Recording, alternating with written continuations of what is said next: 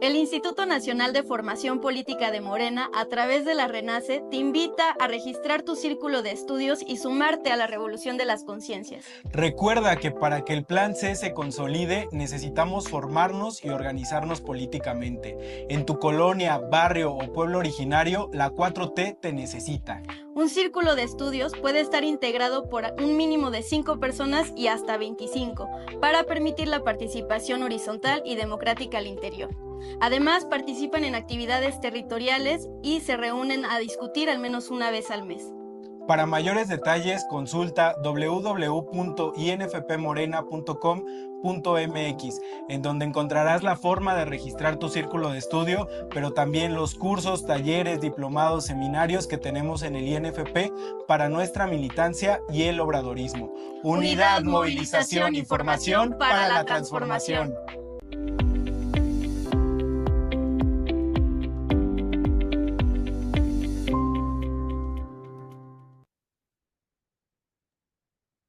Bueno, buenas tardes, compañeras y compañeros. Sean bienvenidas y bienvenidos a una sesión más del Seminario de Marxismos Latinoamericanos y Caribeños en el que ha estado dirigiendo nuestro compañero Lautaro Rivara. Es un gusto tenerlos por acá nuevamente. Bueno, el día de hoy, como ya habrán visto en el grupo de Telegram o en el correo que les llega semanalmente, el tema de esta sesión va a ser capitalismos, colonización y modernidad. Y bueno, creo que ya desde la sesión pasada, Lautaro, se abrían algunas discusiones en torno a estos tres conceptos que hoy tratarás. Y pues bueno, nada, te damos la palabra, Lautaro, sin más dilaciones. Bienvenido nuevamente a este espacio. Bueno, muchas gracias, Diego, a los compañeros y compañeras siempre de el equipo del INFP que hacen además la imprescindible parte técnica y bueno, buenas tardes a todas y a todos que nos acompañan de varios países de nuestra América y también probablemente de latitudes un poquito más lejanas. Voy a tratar de que me alcance la voz toda la clase.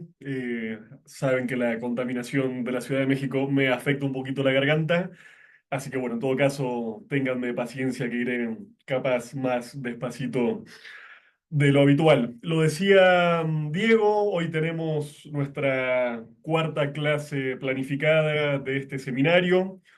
Un poquito simplemente para recordarles y repasar a quienes quizás se hayan perdido alguna de las sesiones anteriores, que básicamente en este seminario propusimos hacer un bloque introductorio de características más bien históricas que llamamos trayectoria del marxismo en América Latina y el Caribe, que ocupó nuestras primeras tres sesiones, donde vimos, empezando por supuesto, el pensamiento de los marxistas clásicos europeos, cómo esas ideas fueron llegando primero en forma un poco confusa a través de la emigración y de manera oral, y después de forma un poco más organizada y sistemática a través de la fundación de los primeros partidos comunistas, de la Internacional Comunista y demás, y en nuestro último encuentro, que si alguno o alguna se lo perdió, ya está subido como todas las semanas en los canales del INFP. Trabajamos particularmente sobre el espacio Gran Caribeño, presentando al Gran Caribe como ese complejísimo y fragmentario espacio geográfico, histórico, político e intelectual, ¿no? Y con eso, insisto, cerramos esa especie de mirada muy panorámica, muy rápida, a vuelo de pájaro sobre esa primera historia nuestroamericana. Ahora, según lo prometido, y eso va a ocupar el conjunto de las próximas sesiones del seminario, vamos a trabajar ya no tanto en términos de pedazos, fragmentos de la historia de nuestro marxismo regional y continental, sino puntualmente en función de lo que fueron y son todavía debates conceptuales y problemáticas políticas en algunos casos de urgencia, ¿no? En este caso vamos a trabajar sobre un debate que quizás hoy nos pueda parecer un poco superado y perimido, pero que movilizó básicamente a la ciencia social crítica latinoamericana y caribeña y puntualmente a los marxismos como un debate muy intenso y bastante beligerante durante por lo menos 3 o 4 décadas del siglo XX. Un debate que elegimos sintetizar bajo esta pregunta, que insisto que fue muy polémica en nuestra historia del siglo pasado, de cuándo básicamente se volvió capitalista América Latina y el Caribe, cuándo nuestro continente fue de alguna forma subsumido en la lógica del capital e incorporado a lo que más adelante vamos a trabajar, que es de hecho el tema de nuestra próxima clase, con el concepto, la macro categoría del sistema mundo. Así que bajo esa pregunta nos vamos a hacer otra igual de importante, que es cómo se vinculó en términos históricos el capitalismo como sistema económico, la colonización como forma de conquistar y dominar territorios de las periferias y la modernidad como gran conjunto y sistema de ideas, de representaciones y de prácticas que incluyen, por supuesto, al sistema económico capitalista, pero que lo complejizan y lo exceden. Ese es más o menos, insisto, el tema de nuestra cuarta clase y bueno, esperamos, como siempre, contar con un espacio al finalizar la clase o por lo menos mi breve exposición introductoria para poder conversar y discutir sobre algunas cosas que, muy bien lo indicaba Diego, ya fueron de a poquito surgiendo en los últimos encuentros, ¿sí?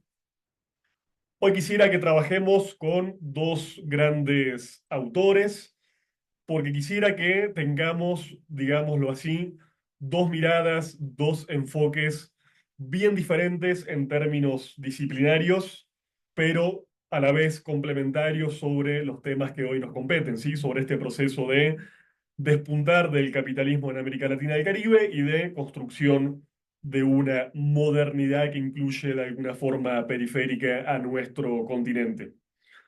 El primer enfoque va a ser de tipo más histórico o histórico-filosófico, ¿sí? Vamos a trabajar.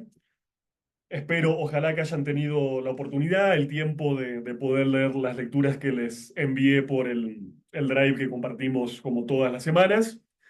El primer enfoque, entonces, les decía, es un enfoque filosófico que se va a basar en un texto ya me parece sumamente clásico de Enrique Dussel, compatriota de los mexicanos y mexicanas aquí presentes y compatriota también de quienes provenimos de la Argentina, un poquito más al sur. Este libro de Dussel, insisto, un libro, si me permiten decirlo, uno de los 10, 15, 20 libros que todo nuestro americano, nuestra americana que se precie debería leer alguna vez en la vida. Se llama 1492, El encubrimiento del otro, hacia el origen del mito de la modernidad. Esta idea del mito de la modernidad va a ser, por supuesto, un elemento clave y estructurante del libro. Se trata de una obra que en realidad fue primero elaborada como una serie de conferencias magistrales presentadas por el maestro recientemente fallecido Enrique Dussel y que después fue compilado en forma de libro y publicado en el año 1992, un año que se imaginarán no fue una elección casual, sino que fue exactamente el año en el cual cumplimos el quinto centenario de la conquista de América.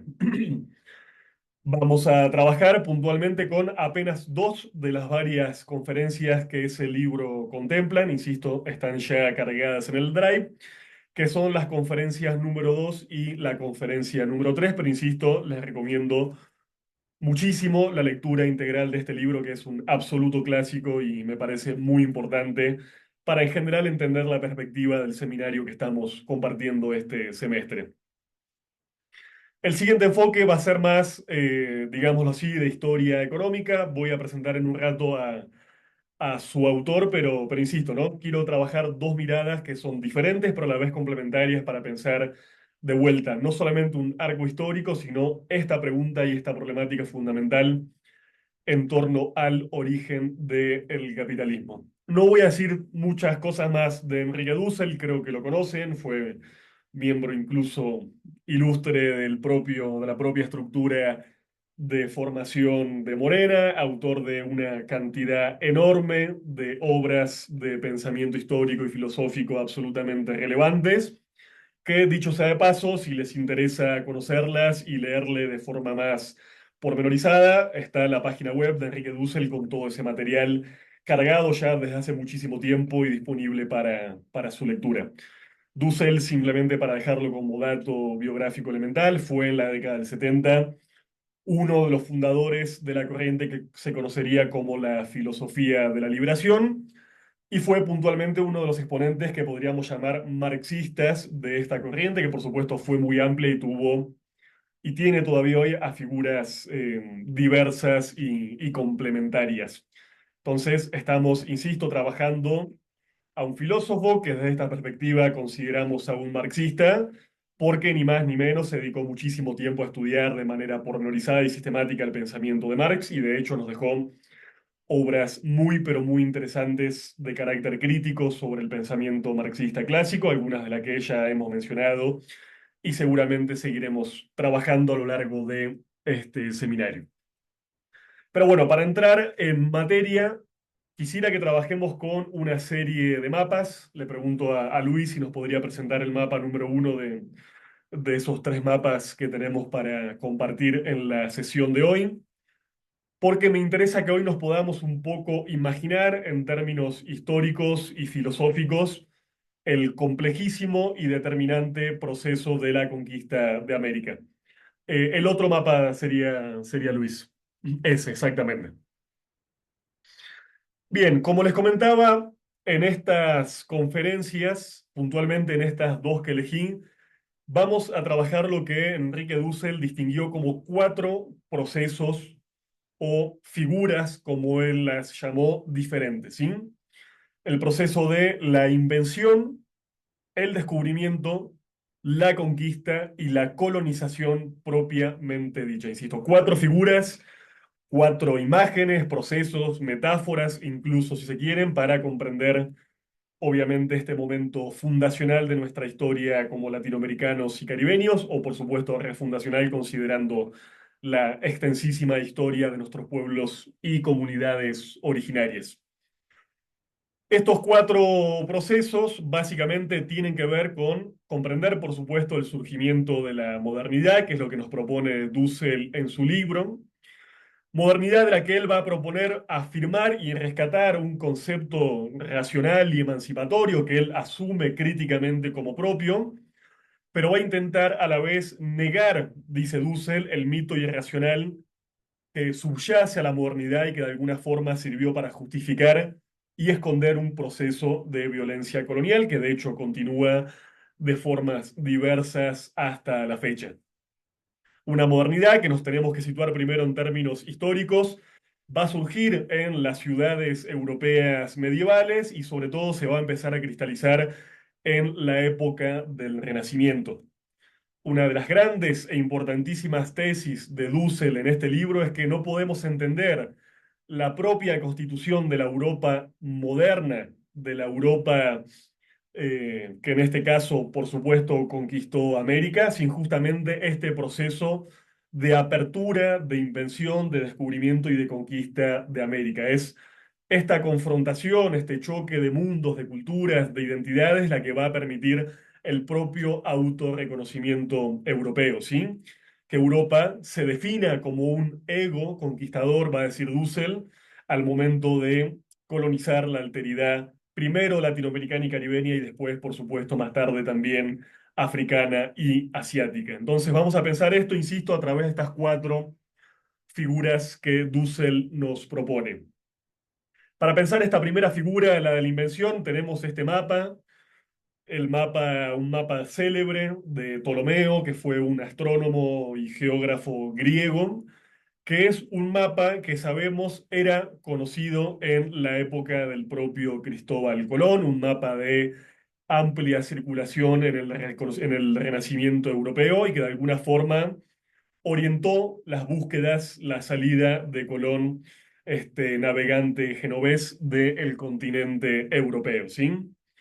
En este momento todavía Europa, como se ve claramente en el mapa, no era el centro del mundo. Lo que tenemos en este mapa, si ustedes lo pueden ver, creo que ustedes no pueden ver mi cursor, pero básicamente tenemos arriba y a la izquierda de su pantalla el espacio europeo, lo podrán ver claramente definido la Europa central, meridional, la península ibérica. Y tenemos ante todo un mapa definido por, digámoslo así, tres partes constitutivas, ¿sí? Como una especie de trípode en el cual encontramos al norte y al occidente a Europa, en el centro geográfico y simbólico del mundo al mar Mediterráneo, el viejo Mare Nostrum de los romanos. Al sur tenemos un continente africano, como verán, muy groseramente definido todavía, casi inacabado en estos trazos geográficos de un mapa que se imaginarán es construido no con tecnología moderna, sino con el relato de navegantes y de exploradores y de exploradoras. Y tenemos una tercera parte que constituye este mundo, que es, por supuesto, el Asia, el epicentro de mayor nivel de desarrollo humano y civilizatorio en aquella época, espacio del que Europa era apenas una especie de periferia occidental, ¿sí? Pero un mapa, insisto, constituido ante todo por tres partes, con el centro puesto en el espacio del Mediterráneo. Este tipo de mapas explican, por ejemplo, que básicamente este navegante genovés, Cristóbal Colón, lo que se haya propuesto es básicamente acceder al Asia solamente que viajando no por las viejas rutas terrestres de la seda, sino viajando de manera marítima, yendo hacia el extremo occidente, ¿sí? Obviamente considerando la redondez, el carácter de esfera imperfecta del planeta de la que ya se tenía noticias en esta época, ¿sí? Esta búsqueda de llegar al Asia por el accidente, de alguna forma, nos dice Dussel, va a ser de Cristóbal Colón el último gran mercader del Mediterráneo y el primer navegante de lo que va a ser más tarde el Atlántico moderno. Pero este mapa, insisto, es indicativo de una experiencia no solamente geográfica, sino también histórica y filosófica. El mundo que Cristóbal Colón va a ver y va a descubrir, después vamos a hablar de esta fase del descubrimiento, es básicamente un mundo que él va a considerar el mundo asiático, ¿sí? Esta búsqueda, esta exploración va a estar definida de antemano por una experiencia ya vivida por el universo, ya conocido por los europeos renacentistas. Y esto va a ser así no solamente en el primero, sino en los cuatro viajes que Colón va a realizar en vida. Entonces, no va a haber en este momento un descubrimiento de América, sino lo que se va a considerar un nuevo camino para llegar al Asia, ¿sí? La invención es para Enrique Dussel esta definición de lo que después va a ser América como un ser asiático, ¿sí? Como un Asia, insisto, que solamente existió en la imaginación europea y renacentista. En esta fase, en los cuatro viajes de Colón hasta su muerte, se va a mantener este esquema tripartito de la Tierra dividida entre Europa, Asia y África que todavía nos indica la imaginación geográfica de este mapa de Ptolomeo, ¿sí? Sin embargo, obviamente Colón va a empezar esta primera experiencia existencial de una Europa que lentamente comienza a volverse de alguna forma el centro de la historia y que después va de alguna forma a proyectar hacia el pasado esa propia centralidad, excluyendo de las narrativas históricas la existencia y la centralidad de otras culturas. Pero vamos ahora al mapa anterior, al que figuraba antes, que nos va a dar de alguna forma un pantallazo y una imagen representativa de esta segunda figura, que es la figura del descubrimiento. No sé, Luis, si podemos pasar al mapa anterior.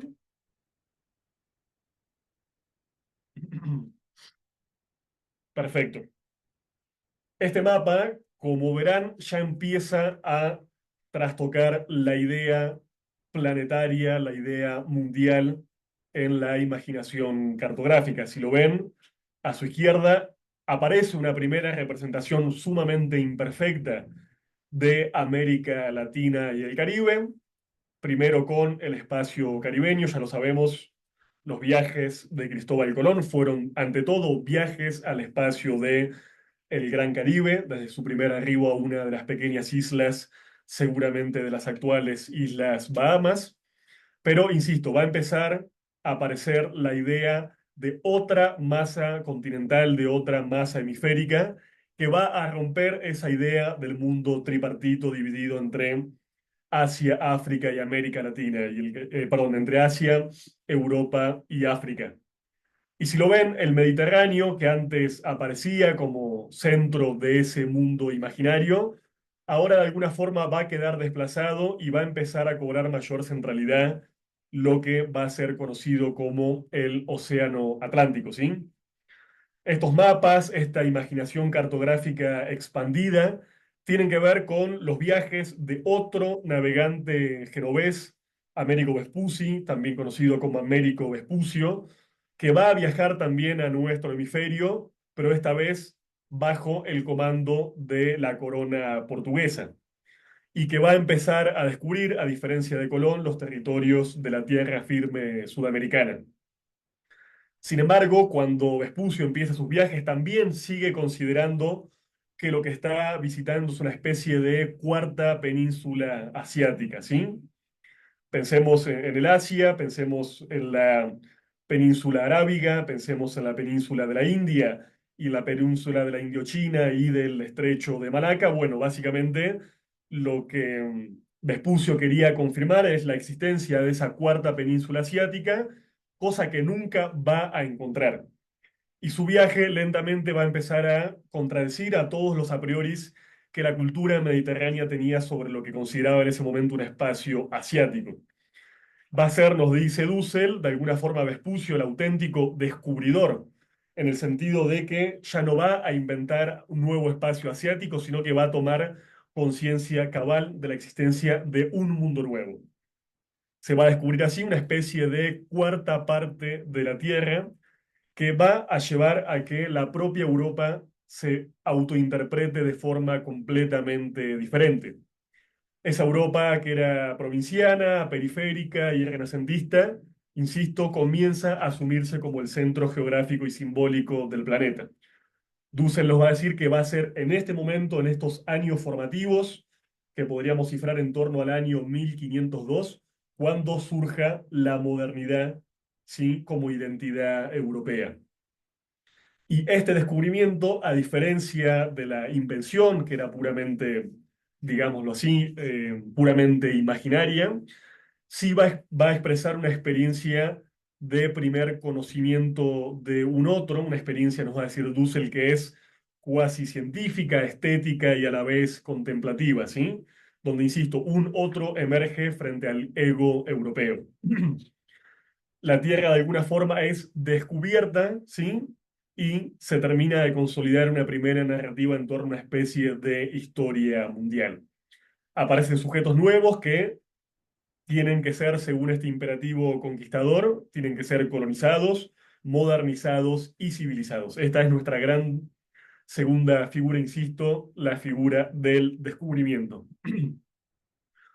Quizá podemos dejar pasar al tercer mapa, al de los viajes de Colón, simplemente ahí para dejarlo de fondos, y comentarles lo que Dussel va a considerar un tercer proceso, que es propia y específicamente el momento de la conquista.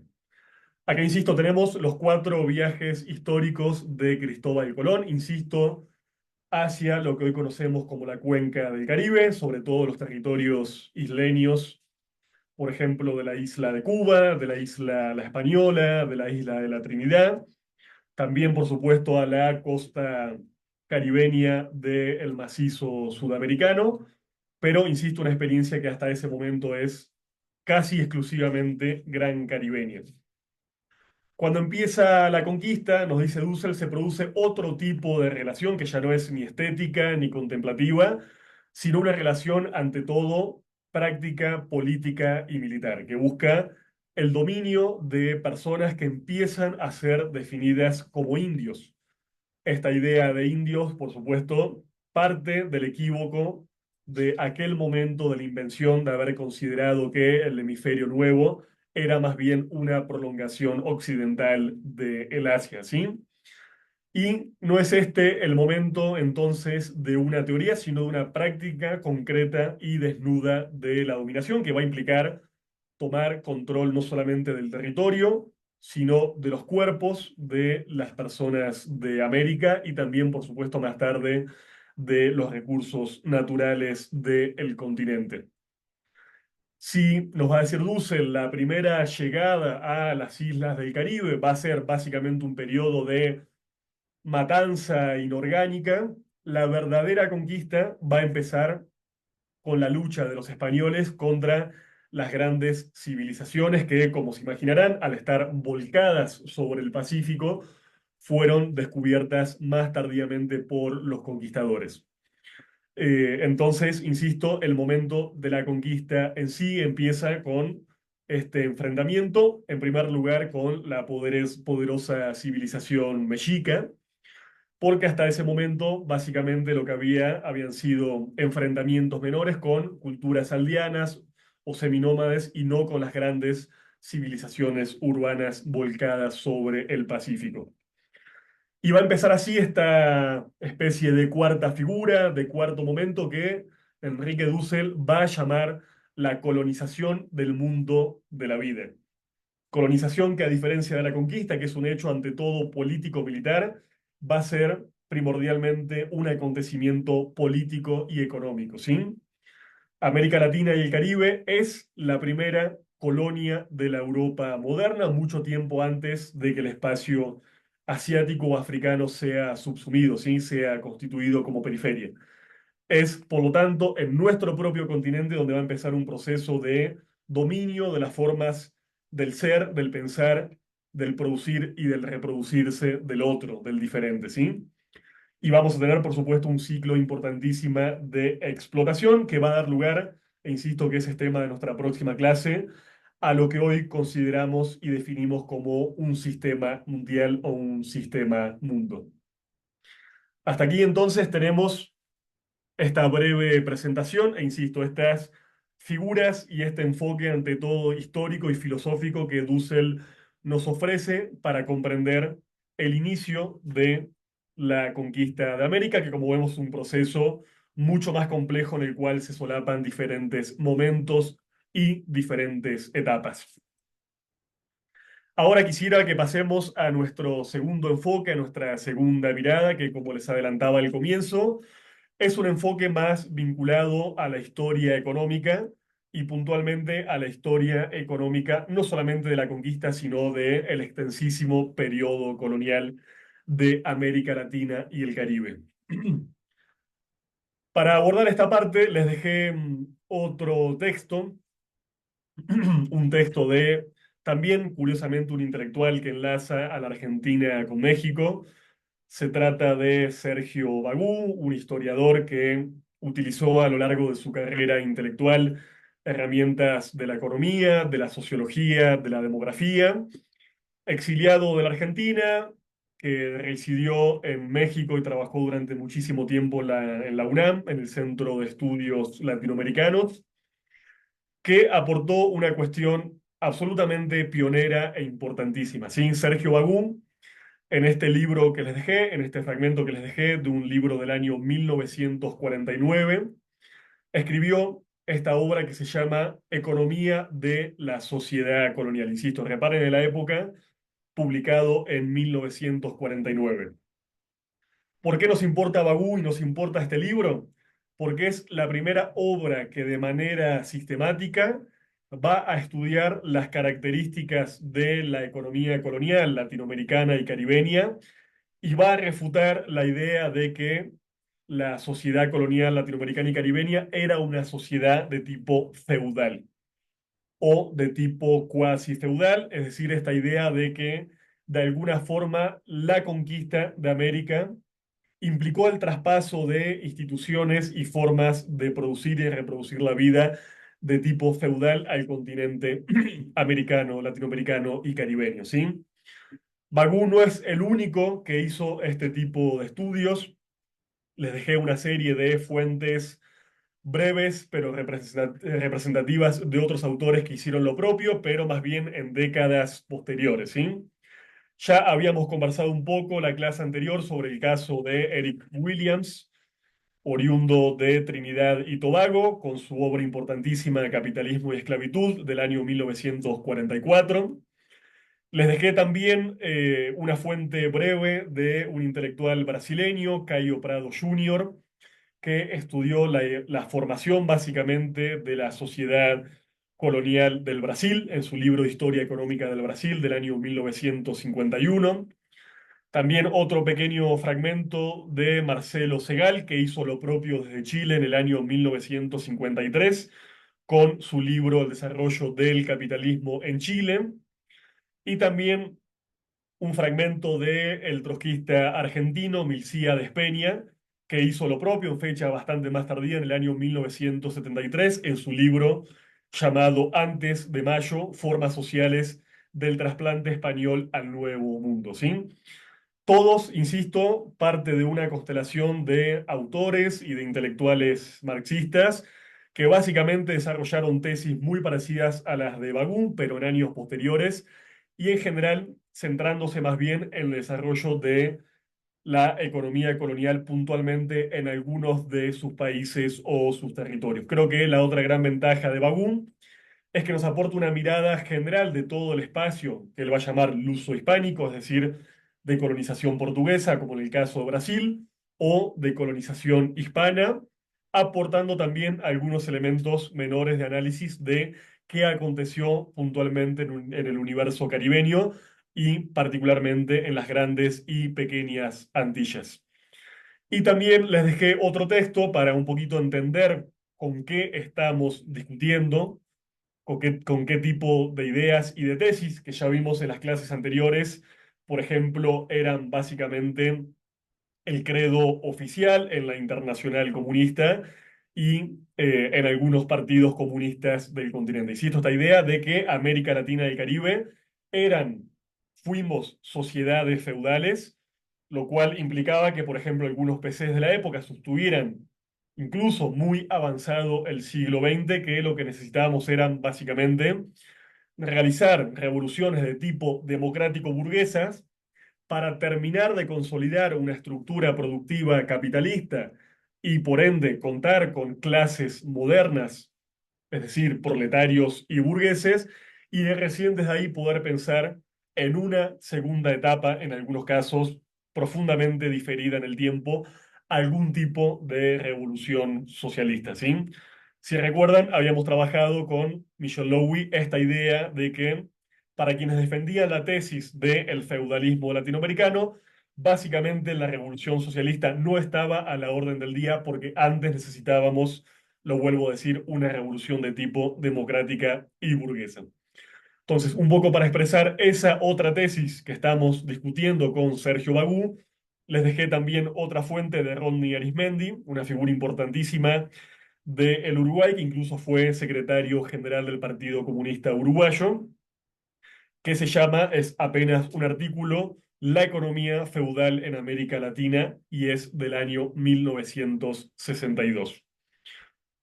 Dicho esto, vamos a entrar en materia con Sergio Bagún. Él lo que nos va a hablar es básicamente de la índole de esta economía colonial y nos va a decir que definir la economía colonial no es un asunto, un debate puramente académico ni un asunto técnico, ¿sí? Es un asunto absolutamente práctico y político por los debates que estaba reponiendo anteriormente. Y sobre todo si consideramos que las sociedades coloniales en América Latina y el Caribe duraron por lo menos 3 siglos, es decir, desde la conquista de América hasta, por lo menos en la mayoría de nuestros países, el ciclo de las revoluciones hispanoamericanas de independencia que van desde 1808 o 1909 hasta 1825. Entonces, es obvio y manifiesto que la sociedad colonial constituyó características profundas y duraderas de nuestra economía y de nuestras sociedades, y que por lo tanto comprender esa economía colonial es absolutamente importante, incluso en la actualidad, viviendo bajo regímenes formalmente independientes y bajo estados republicanos, ¿sí? Lo que nos va a decir Bagú es que básicamente las características de esta sociedad colonial luso-hispana se van a empezar a sentar hacia el siglo XVI y que se van a ir profundizando con el paso del tiempo, ¿sí? No tenemos que olvidar que más allá de la trayectoria general seguida por Hispanoamérica, tenemos una trayectoria diferente, la de el Brasil, que va a continuar siendo un imperio y que va a conquistar su independencia, no por un proceso revolucionario, como las antiguas colonias hispanohablantes, y no podemos olvidar las particularidades del espacio caribeño, del que ya hablamos en la sesión anterior, sobre todo pensando en el caso de Cuba y Puerto Rico, que no se van a independizar y van a permanecer como colonias españolas hasta 1898, y por supuesto la trayectoria mucho más compleja y fragmentaria de los diversos Caribes que caben en el Caribe, es decir, de los Caribes colonizados por diferentes potencias coloniales que van a tener procesos o bien independentistas o bien neocoloniales que hasta la fecha siguen siendo, insisto, muy diversos y muy, pero muy complejos. Y sin embargo, estas trayectorias son a la vez diferentes a las de, por ejemplo, el caso de América del Norte, donde la colonización sajona fue un poco más breve y donde, por ejemplo, es el caso de las 13 colonias, en general se gozó de muchos mayores márgenes de autonomía que en el caso de las colonias españolas o portuguesas. La pregunta entonces que nos va a hacer Bagú es, bueno, ¿qué tipo de economías organizaron los portugueses y los españoles en América Latina y el Caribe, ¿sí? ¿Qué tipo de economías organizaron, por ejemplo, entre las multitudes nativas de pueblos indígenas y más adelante, por supuesto, con los pueblos afrodescendientes víctimas de la trata? Y aparece aquí, por supuesto, la gran pregunta que orienta nuestra clase. ¿Fue feudalismo lo que se constituyó en América Latina y el Caribe, pese a que el feudalismo estaba en decadencia en la propia Europa renacentista? ¿Fue más bien algún tipo de régimen capitalista? ¿Fue un esquema completamente nuevo y sui generis, pero que quizás tuvo herramientas y elementos de ambos modos de producción? Bueno, eso es lo que, insisto, va a estudiar Bagú de manera sistemática en este libro que estamos comentando y compartiendo. En primer lugar, y lo habrán leído, Bagú va a empezar por reconocer que, por supuesto, había ciertas tendencias feudales. No podemos olvidar que la subjetividad, la cosmovisión de los europeos que llegaban a América entre fines del siglo XVI y el comienzo del siglo XVII era una subjetividad todavía muy atravesada por una concepción feudal de la vida, ¿sí? Y por supuesto que hubo una especie de tendencia a organizar la economía y la sociedad un poco imitando la propia sociedad europea que estaba, insisto, en ese momento saliendo de la Edad Media. Sin embargo, no tenemos que olvidar que ya estamos en un momento en la historia europea en donde estamos en presencia en general de monarquías de tipo absolutista, ¿sí?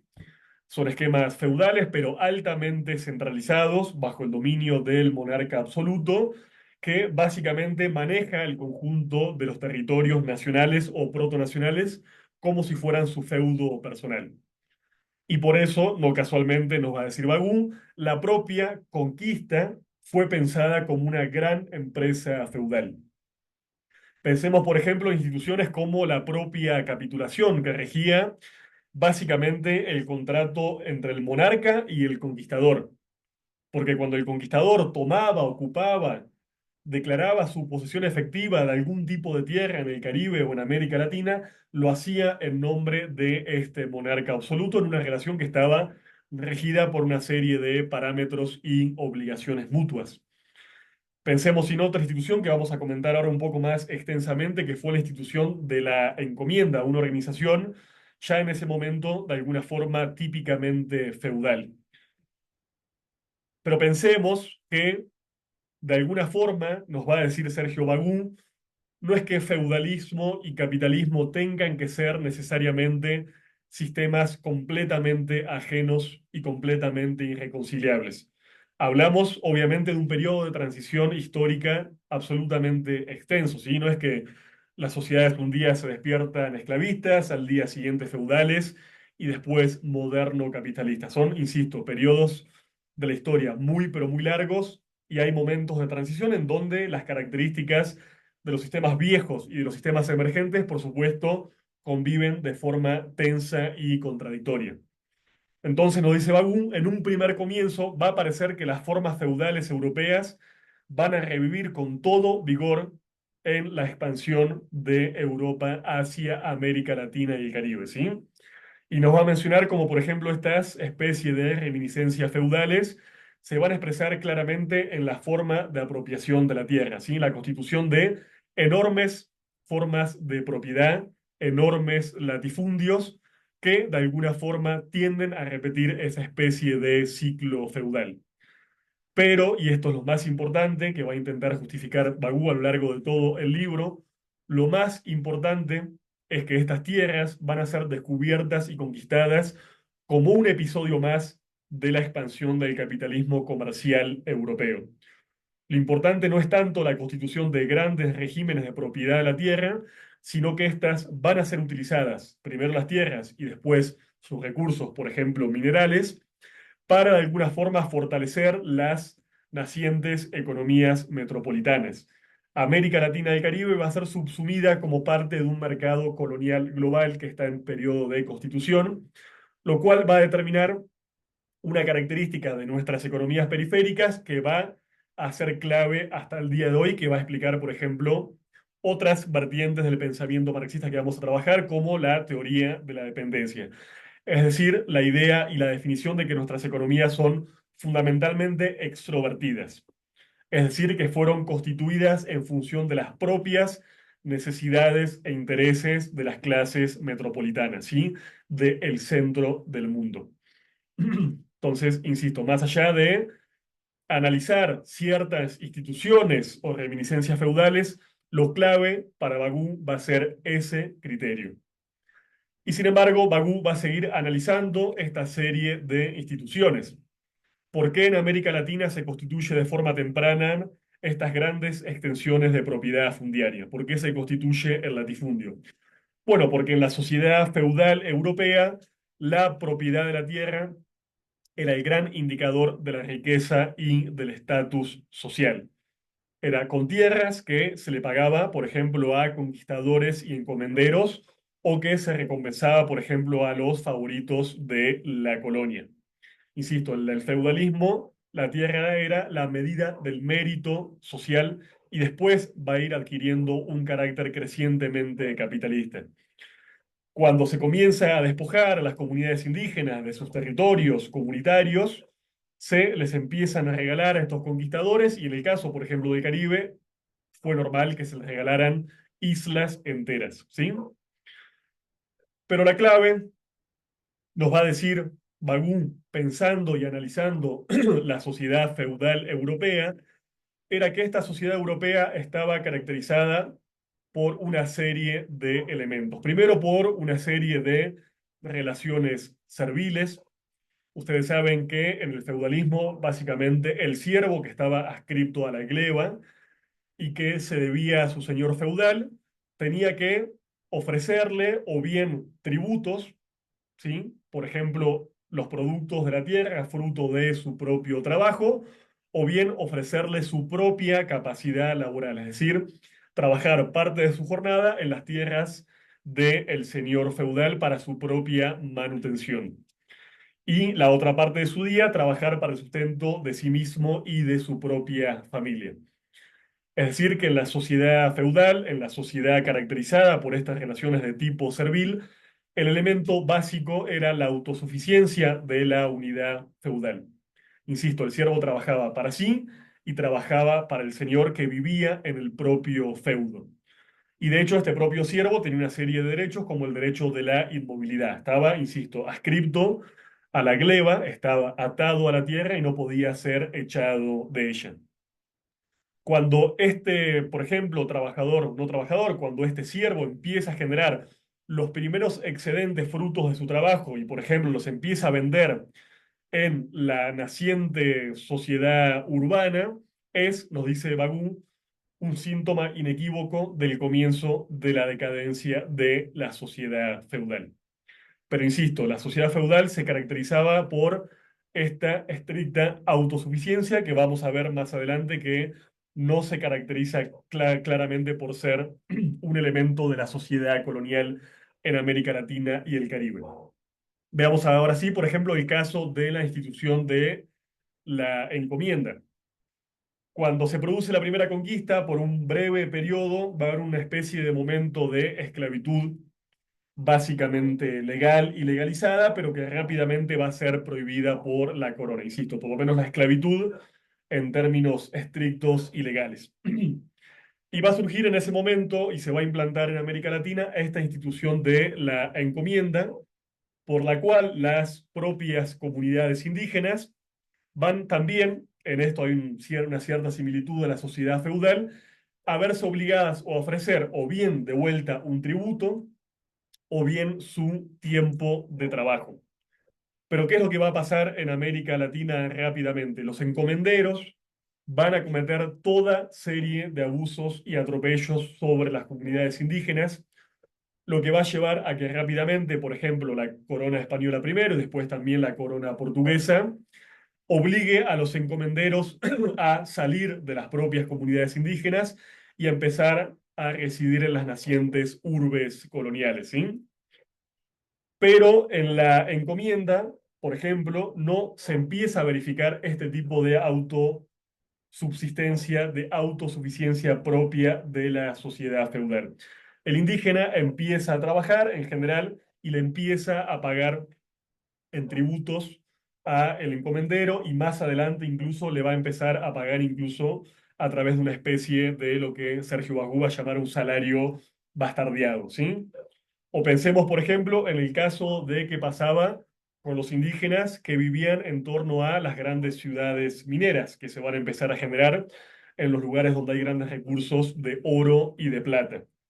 Lo que nos dice Bagú es que básicamente estos indígenas no van a ser ni siervos en el mismo sentido que encontramos o definimos un siervo en la sociedad feudal europea, ni tampoco van a ser los trabajadores libres característicos de la era industrial moderna, ¿sí? Van a ser ya una figura absolutamente novedosa, porque, insisto, las encomiendas no eran unidades económicas ni cerradas, ni tampoco autosuficientes. Obviamente, estas características que mencionábamos de la sociedad feudal llevan a establecer una serie de relaciones características entre el campo y la ciudad.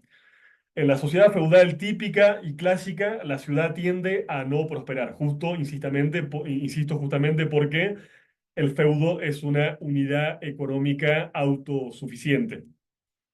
Pero cuando se empiecen a descubrir los recursos minerales de América y se empiecen a explotar, va a empezar a pasar algo absolutamente diferente, ¿sí? Se constituyen esta serie de ciudades mineras y los señores ya no van a ser los señores feudales, sino que van a ser personas que viven de la economía, por ejemplo, de las ciudades mineras. Pensemos el caso muy emblemático de Potosí, ¿sí?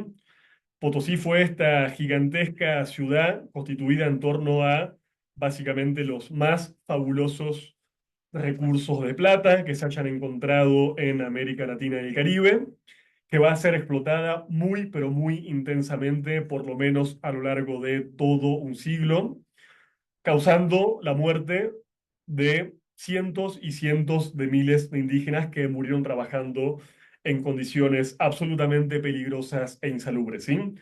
El único fin de una ciudad como la constituida en torno a Potosí era, nos dice Sergio Bagú, extraer el metal precioso para poder venderlo en Europa.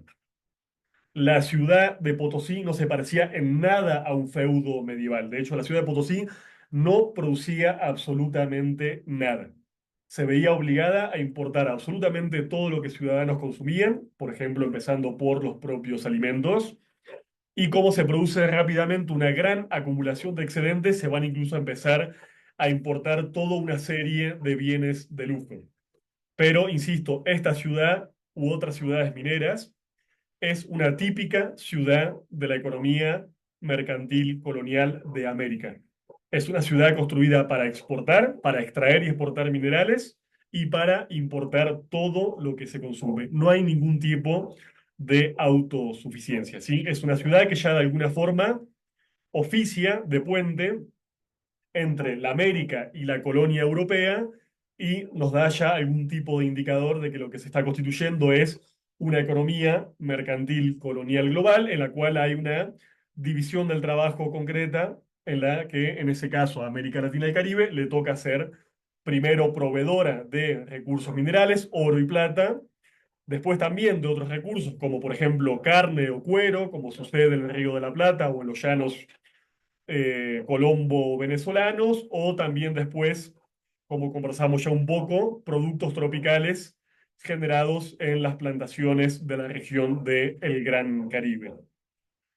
Lo que nos dice Sergio Bagú es que se empieza a producir de manera precoz una especie de acumulación de capital.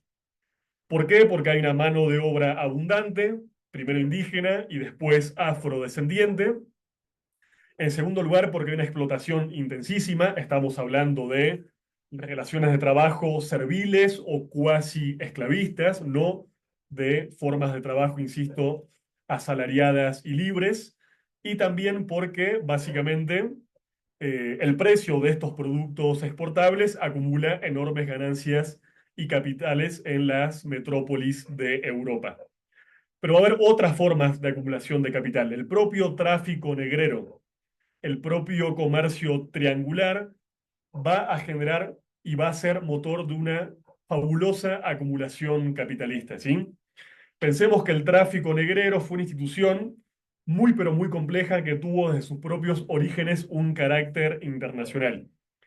No casualmente, las grandes compañías negreras acumularon grandes fortunas, sean estas españolas, portuguesas, británicas, francesas u holandesas, y no casualmente fueron, por ejemplo, grandes monarcas las que invirtieron parte de su propio pecunio y lo lograron capitalizar en estas iniciativas. ¿Sí? Hablamos de compañías, insisto, ya transnacionales, con la capacidad para básicamente capturar esclavos de la costa africana para llevarlos en embarcaciones militarmente protegidas del ataque de piratas y corsarios a lo largo de todo el Atlántico, que disponían de puertos propios para recibir las embarcaciones, por ejemplo, en la cuenca del Gran Caribe y de todo un sistema de distribución para vender a esas personas esclavizadas a los dueños, por ejemplo, de plantaciones o de ingenios. La propia, insisto, el propio tráfico negrero es para Bagú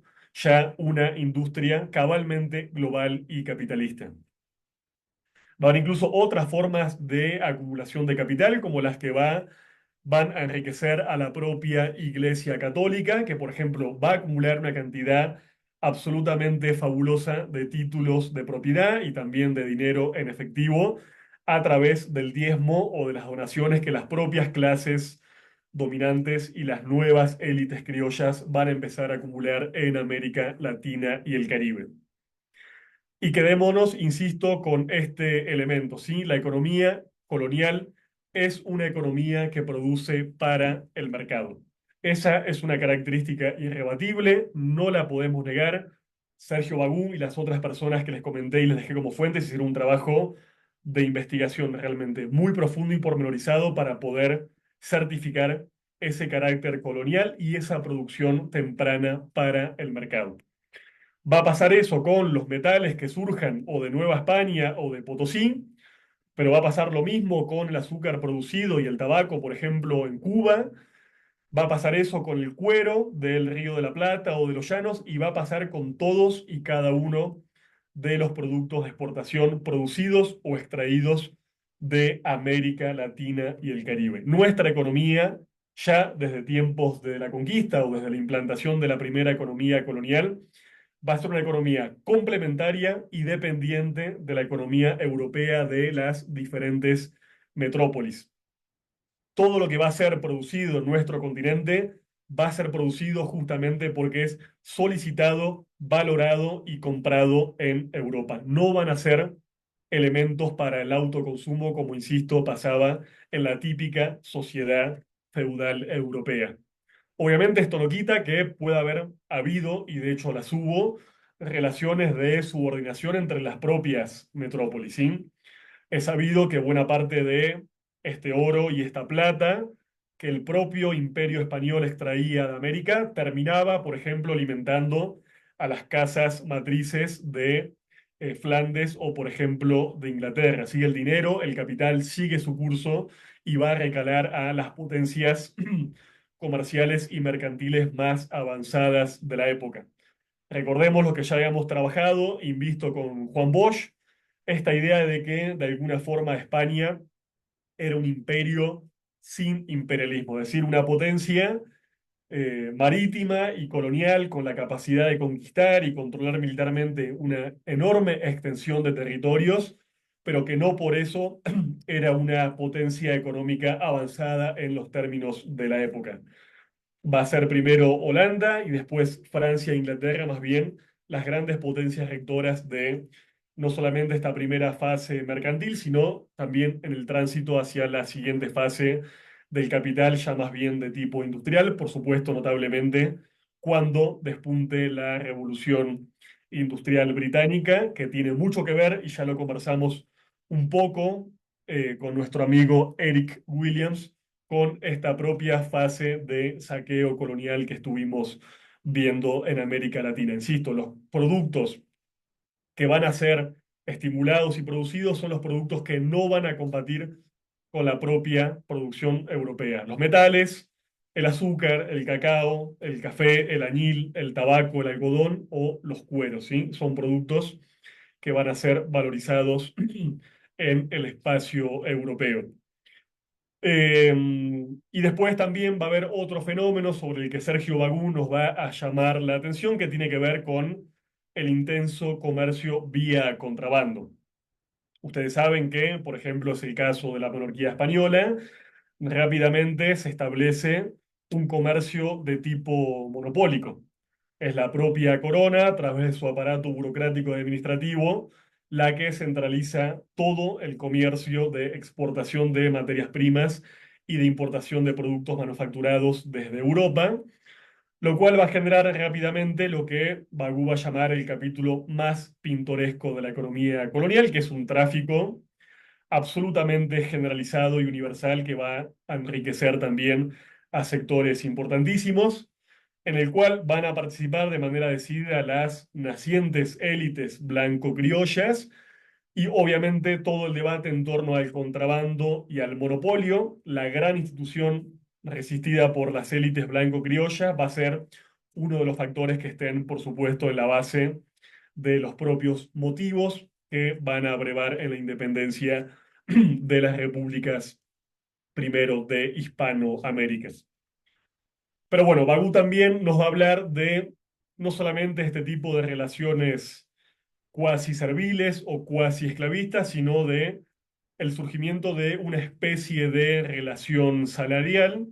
Pero insisto, él nos va a decir que esta relación salarial es una relación de alguna forma bastardeada, que no es un salario real en el sentido moderno e industrial de la palabra, como pasaba, por ejemplo, con instituciones como el Cuatequil en México o la Mita en el Perú. Es algo parecido al salario, pero no hablamos, insisto, de trabajadores ni de trabajadoras libres, sino, por ejemplo, en el caso de la Mita, de comunidades indígenas que se ven obligadas a enviar rotativamente mano de obra a trabajar, por ejemplo, en las minas o en otro tipo de emprendimientos económicos y que van a trabajar básicamente bajo el látigo y bajo la violencia y la coacción muchas veces totalmente desnuda, ¿sí?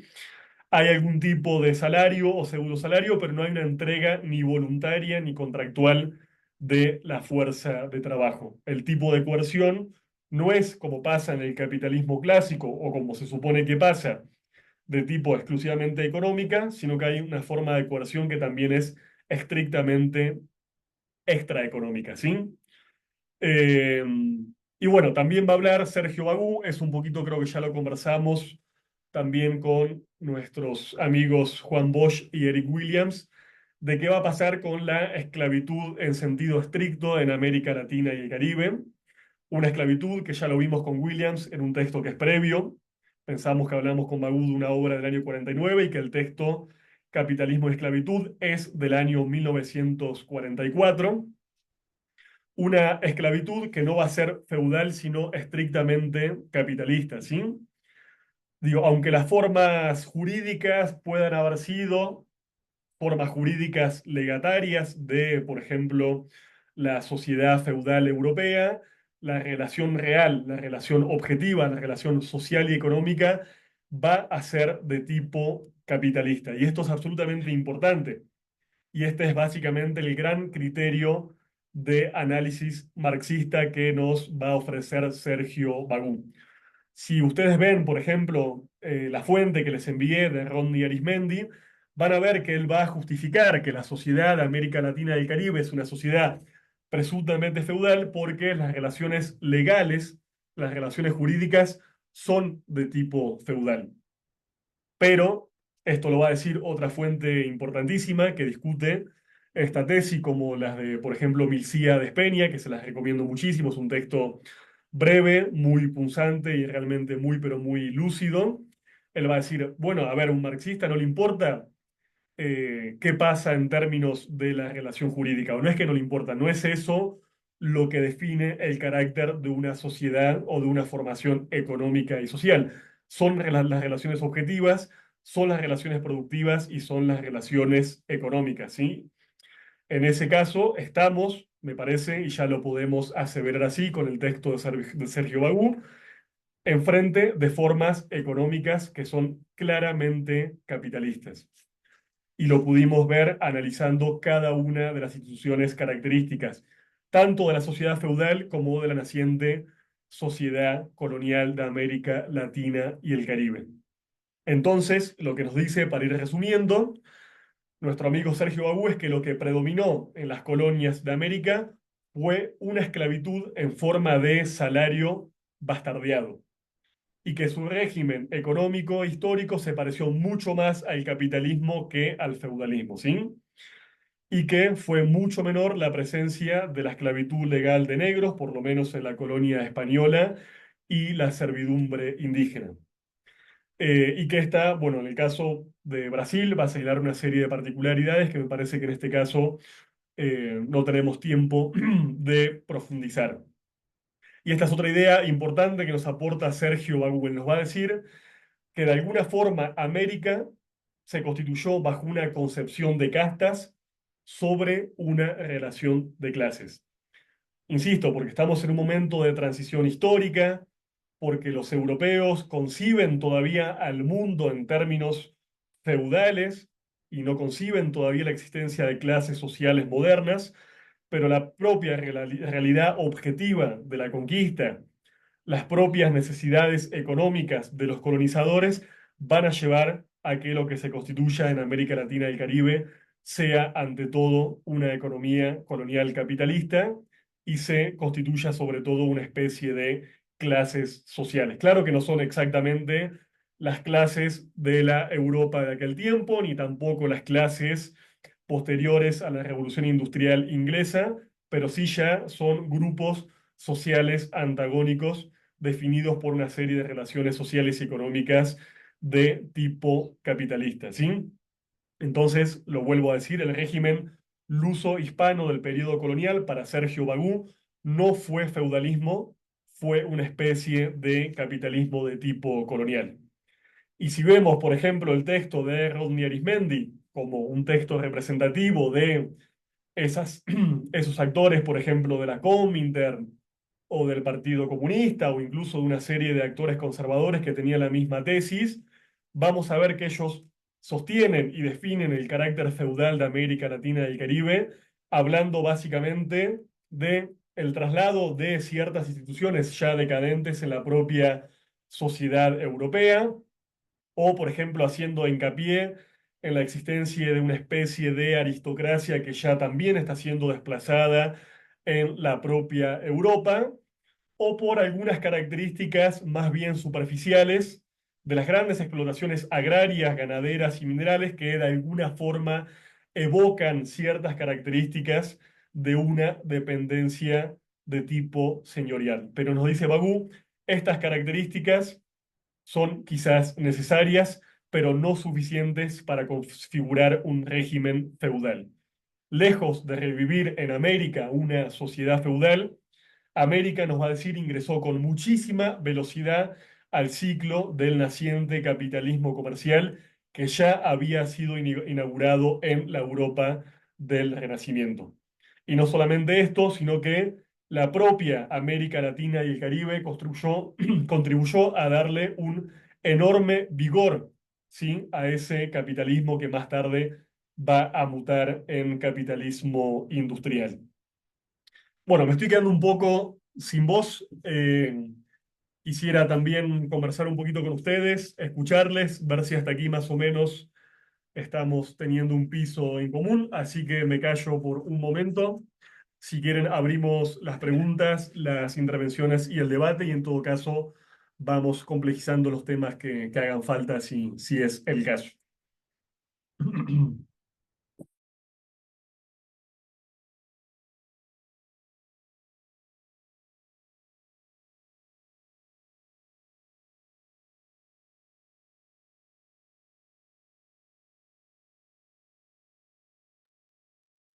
No sé si está por ahí Diego, Alina, alguno de los compas del INFP, si quieren como moderar y si hay preguntas.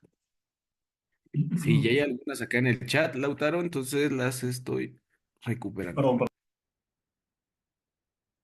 Bueno, las cuestiones técnicas, como saben, compañeros, las solucionamos más tardecito. En un momento Luis nos va a mandar el enlace de asistencia, entonces no se preocupen. Permíteme. Bueno, creo que es la última. Es un comentario algo largo. Bueno, esta pregunta es más pequeña. Dice, el primer imperio, bueno, es una pregunta así histórica, donde no se oculta el sol fue España. Esa es una primera intervención. Y hay un comentario un poco más largo, pero habrá que sintetizarlo. Entonces, mira.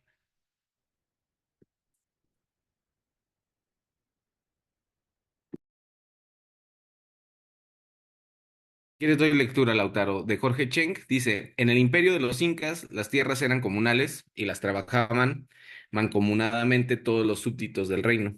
Para el sostenimiento de las panacas reales, los familiares directos del inca, los servidores directos del inca, los mitimaes y los quipucamayok, los guerreros y guardianes, los dedicados al culto, los ancianos, los niños y las viudas eran exoneradas de esas labores. Los excedentes de la producción de la tierra eran destinados para el intercambio trueque, también para almacenamiento por catástrofes, sequías, etcétera. Esto fue desapareciendo por los colonizadores. Y bueno, y te opinan, te preguntan tu opinión al respecto. Entiendo que tiene que ver justo con la permanencia y disolución de estos esquemas de organización después de la colonia. Hay una pregunta ya un poco más puntual. Dice, ¿podríamos considerar que los recursos extraídos de América Latina y el Caribe fueron los que permitieron el impulso de Europa? ¿Quieres que cerremos con estas, Lautaro, o seguimos? ¿Una más? Perfecto. ¿Qué sectores económicos eran los que se apropiaban de la renta de las explotaciones mineras y de todo el drenaje extractivista? Más bien, pienso que es Perdón, Diego, ¿me puedes repetir esa última que no llegué a anotarla? sí, sí, dice, ¿qué sectores económicos eran los que se apropiaban de la renta, de la explotación minera y de todo el drenaje extractivista? Ujú. A ver, denme un segundo que les quiero contestar algo con un poema. Eh, bien, a ver, empiezo con la primera. No lo había pensado en esos términos, si España fue o no el primer imperio donde no se ocultaba el sol. Creo que es probable. Habría que volver a ver el mapa de la trayectoria solar sobre el planeta, pero creo que es altamente posible que así lo sea. Creo que lo podemos chequear y comentar después. A ver, el tema de las tierras comunales es muy interesante. Les agradezco el comentario, más bien la reflexión, porque es un tema que no abordé, que va a ser después un tema de debate importantísimo para los primeros pensadores indigenistas y también para el marxismo que, como es, por ejemplo, el caso del marxismo de José Carlos Mariátegui, va a dialogar activamente con las rebeliones indígenas de las primeras décadas del siglo XX en el Perú y que se va a empezar a preguntar justamente desde un análisis situado marxista de una formación social y económica periférica, qué lugar pueden ocupar esas formas económicas y no solamente económicas, pensemos que son ante todo formas de sociabilidad que son previas a la conquista, que vienen de las viejas culturas agrarias, por ejemplo, de la zona andina, y por supuesto de las avanzadísimas civilizaciones urbanas, como fue el caso de los incas, de los mexicas, de los mayas y tantas otras. Entonces, esa cuestión es importante y creo que me da un poco de pie para hablar de algo que quizás Bagú no desarrolla puntualmente en este capítulo que les recomendé, pero que tiene que ver con que, por supuesto, a ver, lo que él discute es, ¿hay o no un trasplante de instituciones económicas y sociales feudales a América Latina y el Caribe? ¿Sí? Incluso esto es lo que Milcíades Peña, insisto, les vuelvo a recomendar esa fuente muy breve porque es muy, pero muy interesante, va a llamar la teoría del puente. ¿Qué significa la teoría del puente? Bueno, una serie de autores, por ejemplo, marxistas de la Argentina, con los que el propio Milcíades Peña está discutiendo en la década del 60, reconocían ya el carácter, digámoslo así, mercantil y capitalista de la propia empresa colonial, hecho en el que coinciden Enrique Dussel y Sergio Bagú, las dos grandes perspectivas de análisis que tenemos hoy desde la economía o desde la filosofía. Pero hay, insisto, había en esa época autores, figuras que reconocían el carácter mercantil de la empresa, pero que decían que la colonización había establecido una especie de puente por la cual básicamente la sociedad medieval europea había caminado para injertarse o trasplantarse en el medio latinoamericano y caribeño. Entonces, la pregunta que yo les quisiera hacer, la pregunta para mí bastante objetiva, bastante marxista, es si es posible simplemente trasplantar una sociedad. Si una sociedad, si una formación social económica es una especie de injerto que yo saco de un pedazo de tierra y simplemente lo puedo plantar en otro. Incluso utilizando la metáfora, si pensáramos que las sociedades son injertos, bueno, cualquiera que sepa un poquito de jardinería sabe que pasar una planta a un medio donde hay otro clima, otras condiciones del suelo y otra disponibilidad de lluvia generan formas de crecimiento totalmente diferentes. Entonces yo creo que un poco es esto lo que estábamos viendo con Sergio Bagú. No importa si la mentalidad o la subjetividad o la visión del mundo del europeo que llega a América es colonial. Y no importa si él quiso explícitamente clonar, injertar y trasplantar las instituciones feudales, que además, vale la pena decir, y ya lo vimos con Dussel, ya estaban muriendo en la propia Europa renacentista, que es la que va a conquistar América. Aunque ellos hubieran querido poder imitar, emular estas instituciones, no lo hubieran podido hacer. Primero porque hay una serie de determinantes que casi le diría son geoclimáticos, digamos, ¿sí? A ver, si el Caribe fue fatalmente determinado por la caña de azúcar a lo largo de toda su historia y por la plantación azucarera, bueno, eso partió de un hecho elemental y básico de que la planta de azúcar podía crecer en el trópico, podía crecer en el medio caribeño. Entonces, ya hay condiciones productivas que son absolutamente distintas y sui generis.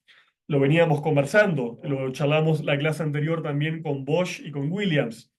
La colonización, la conquista española empieza por el Caribe, pero rápidamente fuga hacia el espacio centroamericano y sudamericano. ¿Por qué? Porque se encuentra la disponibilidad de fabulosos recursos minerales que van a ser absolutamente claves para el despuntar del capitalismo mercantil en Europa. Que el mineral, que el metal sea tan importante para la subjetividad de ese europeo del siglo XVI, ya nos habla de una época de transición, ya nos habla del despuntar de un capitalismo de tipo mercantil, porque si no, para un ciudadano, un habitante, un siervo de la gleba del siglo XII, XIII o XIV, el mineral hubiera tenido una importancia muchísimo más secundaria. Incluso, si me permiten, les quería responder esto con un poema, se los traje, me olvidé de leérselos en su momento, que es un poemita de este libro que se llama El estrecho dudoso, de Ernesto Cardenal, importantísimo poeta nicaragüense, teólogo de la liberación, partícipe de la Revolución Sandinista de 1979. Insisto, déjenme leerles simplemente un pedazo para tratar de responder algunas de estas cuestiones. Dice Cardenal, o más bien dice uno de los personajes de Cardenal. Y Panquiaco, el hijo mayor del cacique Comagre, salió desnudo a la puerta del palacio, y dando un puñetazo en la balanza y desparramando el oro, dijo: si hubiera sabido que por mi oro reñiríais, no os lo hubiera dado. Me maravillo de que deshagáis las joyas bien labradas para hacer unas barras. Más os valiera estar en vuestra tierra que tan lejos de aquí está. Si allí hay tan sabia y pulida gente como afirmáis, que venir a pelear aquí en la tierra ajena, donde vivimos contentos los groseros y bárbaros que llamáis. Pero si tanta sed de oro tenéis, que querráis desasosegar y aún matar a los que lo tienen, yo os mostraré una tierra donde podrás saciar esa sed. Ahí les habla de los pueblos caribeños que también persiguen y explotan el oro, y les dice que tienen artífices del oro que hacen joyas que nosotros no estimamos joyas de oro sin labrar más que si fueran una pelota de barro. ¿Qué dice acá este cacique indígena? Que el oro para los pueblos originarios de América, no capitalistas, no mercantiles, tenía un valor puramente ornamental o un valor puramente ceremonial. No valía como reserva de valor, no valía en el mismo sentido que va a valer para los conquistadores europeos, y por eso Cardenal en este poema de alguna forma nos habla de la perplejidad del indígena americano cuando ve y no comprende esa tremenda obsesión en torno al oro y no entiende cómo pueden agarrar elementos preciosos, labrados y trabajados con tanto esmero para simplemente fundirlos y generar una barra de oro sin ningún tipo de valor artístico. Esto, insisto, nos habla del choque de mentalidades absolutamente diferentes y certifica esta mentalidad mercantil y colonial que ya empieza a tener el europeo en este largo proceso histórico que vimos también con Enrique Dussel. Y lo que el compañero nos decía también nos permite pensar en otro concepto que quizá vamos a trabajar después y que es muy importante, que tiene que ver ya no con el trasplante de instituciones feudales europeas o con la invención de instituciones económicas absolutamente específicas para el medio americano, sino con la subsunción de instituciones económicas y sociales que ya existían, que habían sido inventadas de forma milenaria por los propios pueblos indígenas y que van a ser aprovechadas y refuncionalizadas por el conquistador europeo. Hablamos, por ejemplo, del caso de la mita. El español no inventó la mita. La mita era un régimen de trabajo que ya, por ejemplo, el Tahuantinsuyo, los incas, utilizaban para movilizar forma de trabajo de manera coactiva cuando, por ejemplo, conquistaban algún tipo de población o territorio. Pensemos, por ejemplo, en el caso de los yanaconas, figuras vinculadas más bien a la esclavitud de tipo doméstica o figuras serviles que trabajaban al servicio doméstico del Inca o de la realeza incaica en general. Estas instituciones ya existían, son precolombinas, pero de alguna forma el español o el conquistador en general las va a tomar y las va a utilizar en provecho de su propia forma de explotación colonial y mercantil. Y en eso tienen que ver muchísimo, por supuesto, estas famosas tierras comunales, estas formas de trabajo y de sociabilidad indígenas, como fue, por ejemplo, el Ayllu en la zona indígena legataria del Tahuantinsuyo, o, por ejemplo, lo que pasó con el Calpulli en los territorios de lo que después va a ser la Nueva España. De hecho, la gran pregunta, insisto que lo vamos a trabajar con José Carlos Mariátegui, es si el Ayllu o el Calpulli pueden ser, por ejemplo, para pensar una sociedad socialista moderna, lo que los populistas rusos pensaban en torno a la comuna rural en la Rusia del siglo XIX y comienzos del siglo XX. Incluso pensemos que instituciones como el propio cacicazgo van a ser no solamente reconocidas, sino fortalecidas por la propia legislación metropolitana, por la propia legislación imperial, como una forma más o menos cómoda de controlar de manera indirecta a las poblaciones indígenas otorgando a cambio una serie de prerrogativas y privilegios, por ejemplo, a los propios caciques que van a ser, eso, reconocidos por los propios españoles. De hecho, y para cerrar esta larga respuesta, con las tierras comunitarias e indígenas va a pasar una paradoja que los pueblos indígenas no dejan de denunciar hasta el día de hoy, que es el hecho de que estas tierras indígenas, comunitarias, comunales, van a ser en general bastante preservadas en tiempo de la colonia y van a ser más bien perseguidas, criminalizadas y divididas cuando lleguen las repúblicas independientes, porque la concepción ante todo liberal de las élites blanco-criollas, va a considerar que para generar algún tipo de desarrollo moderno y de tipo justamente capitalista, lo que hace falta es dividir a esas tierras comunales y hacer de las comunidades indígenas, de los sujetos indígenas, trabajadores asalariados libres que vayan a vender su fuerza de trabajo al mercado abierto, cosa que por supuesto nunca harían si tuvieran una forma de subsistencia inmediata como la propia tierra para labrar y para sobrevivir. Pero bueno, son creo debates que podemos retomar un poquito más adelante. Eh, y después nos preguntaban, bueno, si estos recursos habían tenido un impacto en el desarrollo del propio capitalismo de Europa. Y también, si me permiten, hoy estoy muy poético, les quería contestar con un poema de Juan Gelman, el poema 25, que dice así: Europa fue la cuna del capitalismo, y al niño ese en la cuna lo alimentaron con oro y plata del Perú, de México, Bolivia. Millones de indios americanos tuvieron que morir para engordar al niño, que creció vigoroso, desarrolló lenguas, artes, ciencias, modos de amar y de vivir, más dimensiones del humano. ¿Quién dijo que la cultura no tiene olor? Paso por Roma, por París, bellísimas.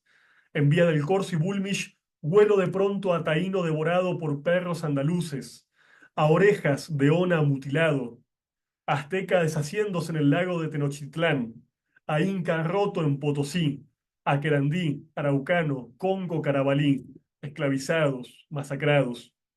No les a viejo Europa, o les a doble humanidad, la que asesina, la que es asesinada. Pasaron siglos y la belleza de los vencidos pudre tu frente todavía.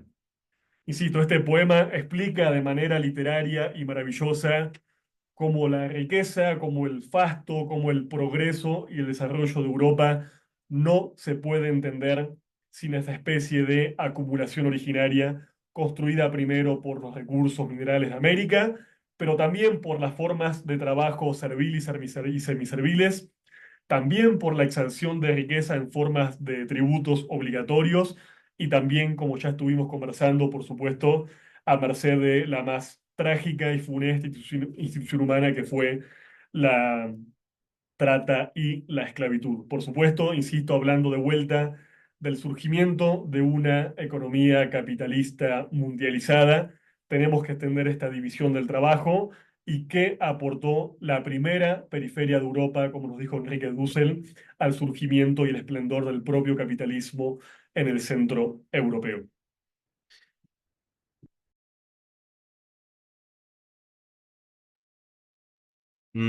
Gracias, Lautaro. Y bueno, creo que hay dos preguntas que van muy correlacionadas y quizás bueno, tú ya juzgarás si hace respuesta.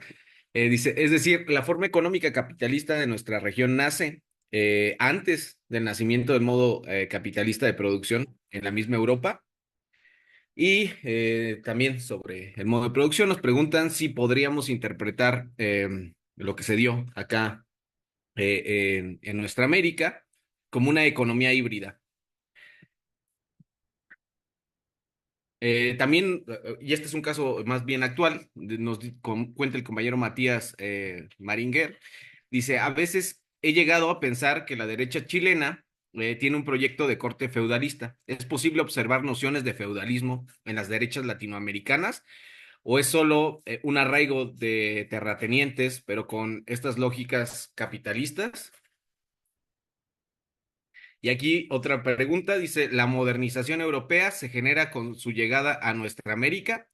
Entonces, ¿cuándo o qué evento sería el evento inaugural de la modernidad?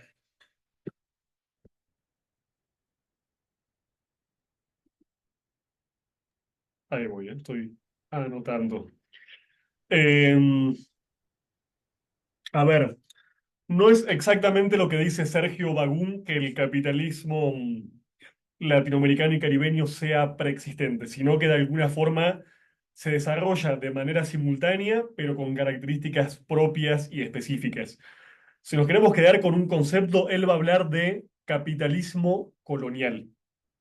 Así como otras figuras, los vamos a ver, van a hablar de capitalismo esclavista o van a utilizar otra serie de términos. Él va a hablar de capitalismo colonial porque, insisto, lo que define el surgimiento del capitalismo en América Latina y el Caribe es la construcción de nuestro continente como periferia, es su colonización en esa serie de fases que vimos con Enrique Dussel, ¿no? La invención, el descubrimiento, la conquista y la colonización del mundo de la vida, en sus palabras, pero atribuyéndole a nuestra economía periférica y desde ese punto de partida extrovertida una función muy clara: proveer de recursos a Europa en pleno despuntar del capitalismo mercantil. Lo que nos va a decir Enrique Dussel y que va a coincidir Sergio Bagú es que el capitalismo de tipo mercantil, insisto, no tenemos que pensar en el capitalismo manchesteriano de tipo británico, con la máquina de vapor y los textiles y las grandes urbes y el naciente proletariado. Hablamos de una transición histórica muy larga, de varios siglos, pero el primer capitalismo mercantil, y lo vamos a ver cuando hablemos de las teorías diferentes del sistema mundo, van a ser para estos autores en el Renacimiento europeo y puntualmente en una serie de ciudades-estado de lo que hoy conocemos en Italia. Es el caso, por ejemplo, notable de Génova y de Venecia. Piensen la curiosidad de que justamente quien inventó América en términos de Dussel, y es por supuesto una metáfora, Cristóbal Colón haya sido un genovés, y quien descubrió América, de vuelta hablando en torno de esas figuras dusselianas, fue Américo Vespucio, otro genovés. Eso es porque el Mediterráneo de lo que hoy es Italia ya estaba operando la primera mundialización, digamos, y es en las ciudades-estado italianas donde se empieza a acumular el primer capital mercantil que se empieza a expandir a nivel global. Entonces, insisto, para aclarar ese equívoco, no es que el capitalismo nace primero en América Latina y el Caribe y después en Europa. Se desarrollan en simultáneo con características particulares. En el caso de Europa, un capitalismo de tipo mercantil, y en el caso de América Latina, un capitalismo de tipo colonial, con las formas e instituciones que ya fuimos analizando, ¿sí? El latifundio y las grandes propiedades de la tierra, las formas, instituciones precolombinas que fueron refuncionalizadas por los propios conquistadores, y el invento de instituciones completamente originales, como por ejemplo la plantación en el caso del Caribe, los ingenios en el caso del Brasil o la hacienda en buena parte del continente. Para quien preguntaba por el tema de la economía híbrida, le pediría si puede capaz expresar un poco mejor a qué se refiere para poder dialogar quizás con ese concepto, porque, insisto, no entiendo muy bien a qué va lo de la economía híbrida. Después con el tema de las derechas chilenas y esta idea de si son derechas de tipo feudales. Yo creo que a veces tendemos a confundir cosas que son más bien descalificaciones con conceptos o herramientas analíticas en sentido estricto. Obviamente, cuando hablamos de feudal, cuando hablamos de que una sociedad es feudal, o que una persona es feudal o tiene una mentalidad feudal, estamos hablando de cosas diferentes. Uno podría decir que una persona, un representante de la derecha o hasta un sector de la clase dominante, tiene una mentalidad feudal para indicar que tiene una mentalidad retrógrada, conservadora, refractaria al cambio, o antimoderna o antiprogresista. Pero me parece que no es lo mismo hablar de una mentalidad feudal en ese sentido, como sinónimo simplemente de mero atraso, que hablar de una sociedad, una economía feudal, en el sentido en el que venimos tratando de definirla con Enrique Dussel y Sergio Bagú. Creo que son dos cosas absolutamente diferentes. Insisto, una como caracterización más o menos liviana y el otro es un concepto histórico, sociológico, económico para definir un tipo de sociedad y un tipo de economía.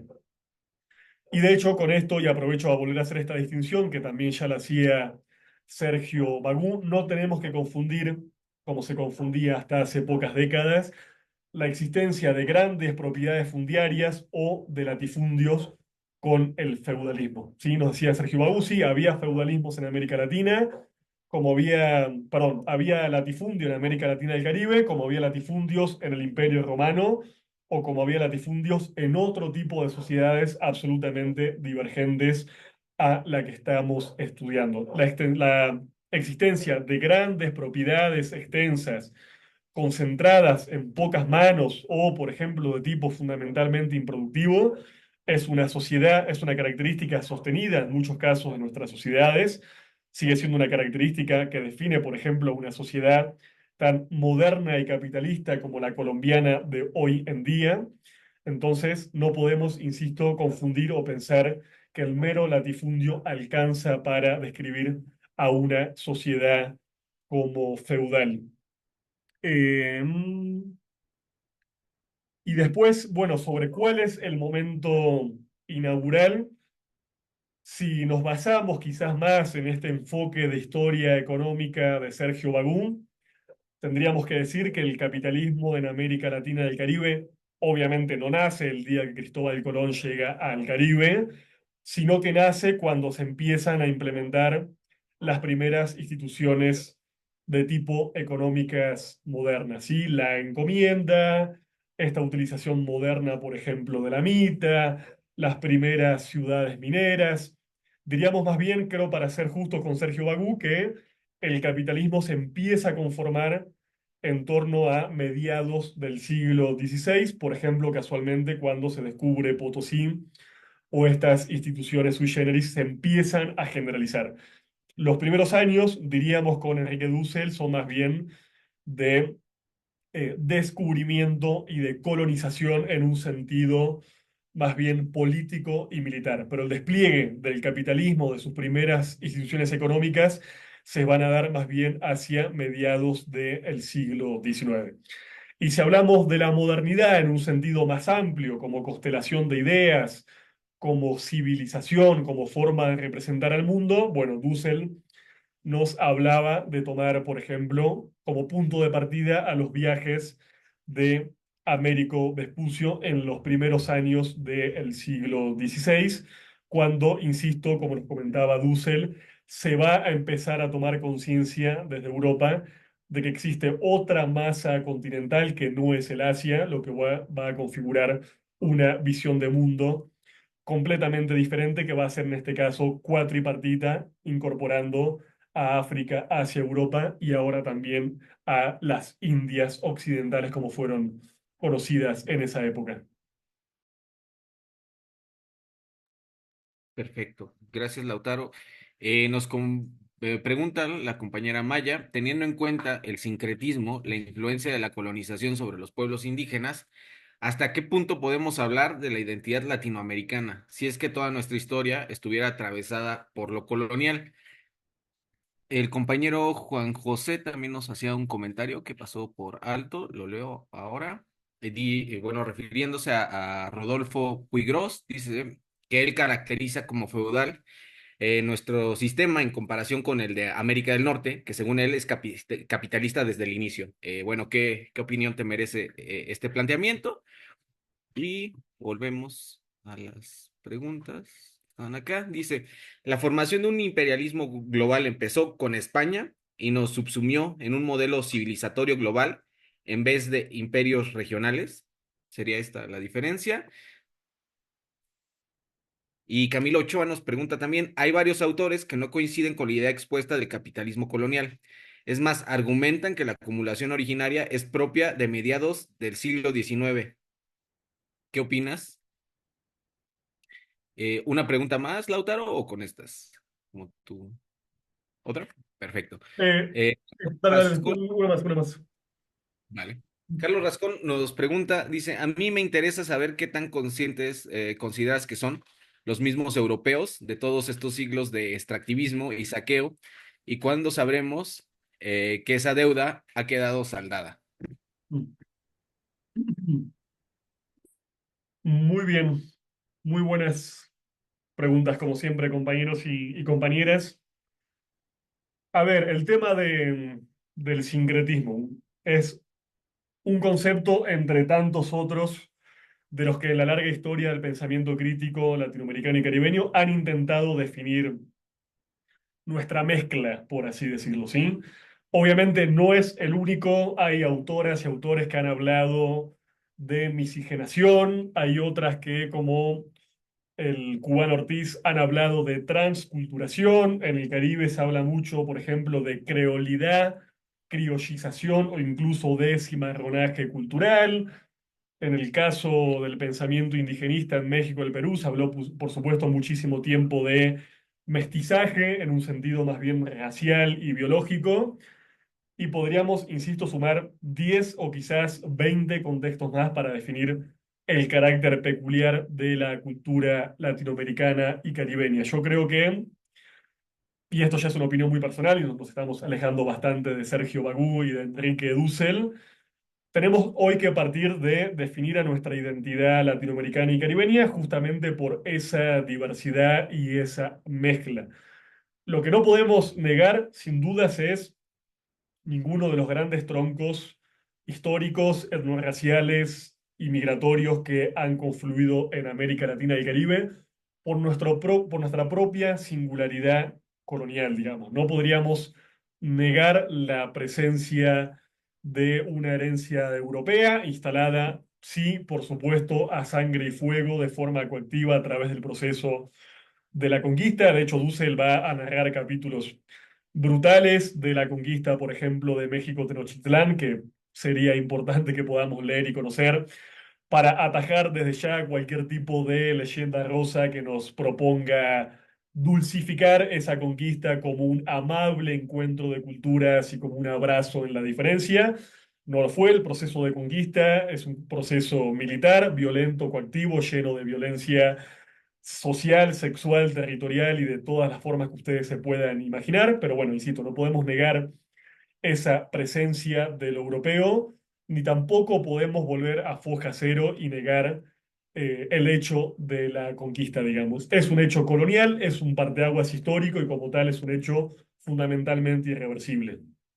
Tampoco, por supuesto, podríamos negar la presencia de sociedades complejas, indígenas, varias veces milenarias, que incluso en muchos aspectos, no en el aspecto militar, y eso fue lo que selló la suerte de la conquista, eran mucho más avanzadas que la propia sociedad europea renacentista. Basta analizar elementos básicos, por ejemplo, el desarrollo matemático o el desarrollo astronómico de los mayas, para ver que estaban a años luz del pensamiento europeo en algunos de esos campos.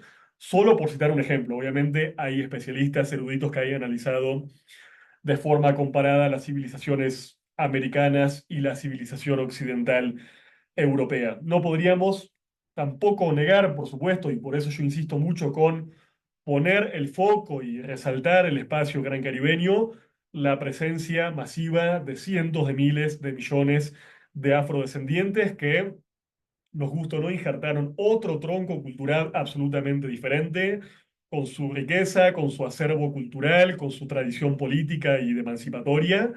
Y tampoco podríamos negar una especie de cuarto tronco que en general solemos soslayar completamente, que lo conversamos en el encuentro anterior, es la presencia masiva de migrantes asiáticos que llegaron principalmente al Caribe anglófono a lo largo del siglo XX. Así que básicamente, y yo creo que felizmente, el mundo entero se ha encontrado en América Latina y el Caribe, y creo que nuestra identidad tiene que ser definida a partir de esa complejidad y de esa diversidad. Después lo que preguntaba el compañero sobre las tesis de Puigros, de esta América Latina feudal, opuesta presuntamente a una América anglosajona que habría sido capitalista de origen. Los vuelvo a remitir al texto de Milcíades Peña porque básicamente está discutiendo con Rodolfo Puigros, una figura que podríamos rescatar por un montón de aportes positivos sin lugar a dudas. Pero insisto, lo que le dice Milcíades Peña a Puigros es que él está cayendo en un esquema de alguna forma muy formalista, ¿sí? Déjeme simplemente leerles este breve fragmento porque me parece bastante revelador. Dice Peña, nuevamente se tropieza aquí, Puigros en su tesis, con el pensamiento esquemático y formal que tantos errores originan en el proceso del conocimiento. España era feudal, luego su colonización fue feudal. Perfecta deducción formal y perfecto error. Los españoles llegados a América encontraron una realidad nueva, inexistente en España. Y el resultado fue que, aun cuando subjetivamente quisieran reproducir la estructura de la sociedad española, objetivamente construyeron algo muy distinto. La España feudal levantó en América una sociedad básicamente capitalista, un capitalismo colonial bien entendido, del mismo modo que a la inversa en la época del imperialismo el capital financiero edifica en sus colonias estructuras capitalistas recubiertas de reminiscencias feudales y esclavistas. Este es precisamente el carácter combinado del desarrollo histórico. El pensamiento formal no acepta eso y por eso en general no capta absolutamente nada de lo esencial. Insisto, creo que esta mirada, este clivaje de Peña es interesante porque remite a elementos categoriales y enfoques muy característicos del marxismo que discuten los elementos formales, las estructuras puramente ideológicas y subjetivas para poner el foco en las relaciones sociales y económicas de producción en este caso. Así que yo creo que esa respuesta a Puigros ya la ha dado Milcíades Peña hace 60 o 70 años, así que podemos de alguna forma quedar en paz con ellos dos. Y después, sobre la pregunta del primer imperialismo, ya lo dijimos con Dussel, efectivamente el español es el primer imperialismo de tipo moderno. Esto no niega que haya habido procesos larguísimos en la historia de la humanidad, de conquista, de sometimiento, de dominación de un pueblo sobre el otro. Pero cuando hablamos de un imperialismo de tipo moderno, estamos hablando de un proceso que, no me quiero adelantar, es el tema de la próxima clase.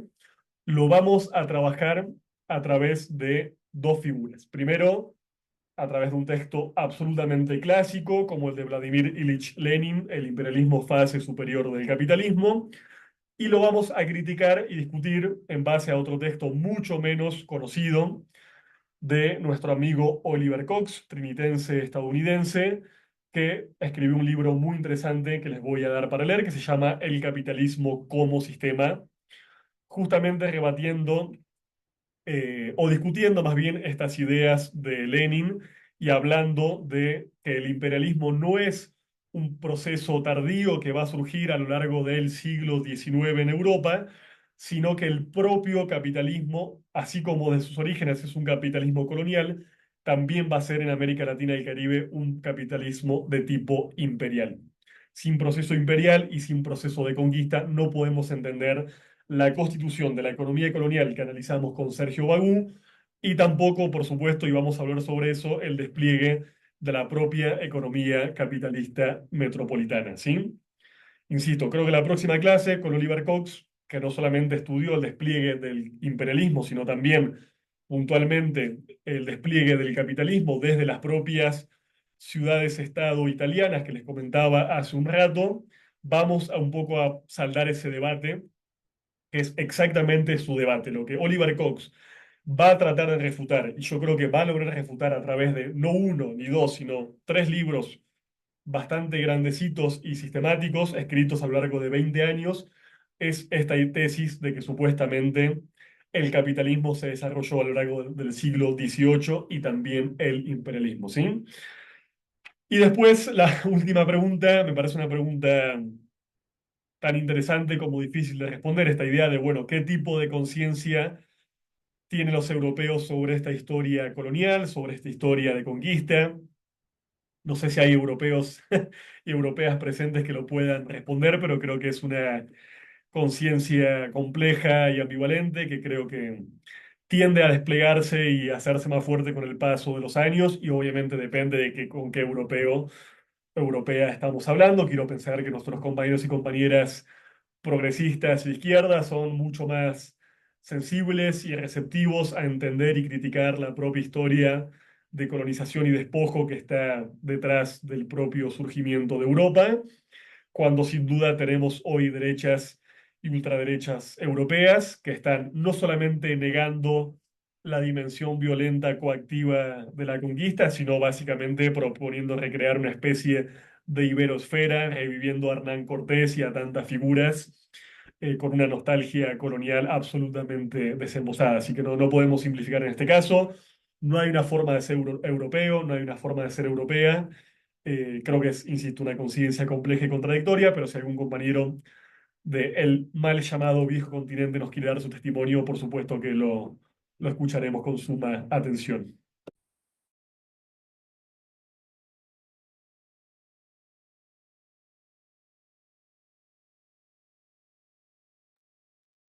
Bueno, aquí hay una pregunta larga, Lautaro, la leo. Dice, ¿están familiarizados con la tesis de Brenner y Maxine Wood, que centran su explicación del origen del capitalismo en las transformaciones internas de las relaciones sociales de producción en el campo inglés que generaron presiones de competencia para mejorar las técnicas agrícolas y aumentar la eficacia, estableciendo un ciclo de acumulación y reinversión de capital en que ven el papel del colonialismo como corolario, más como génesis?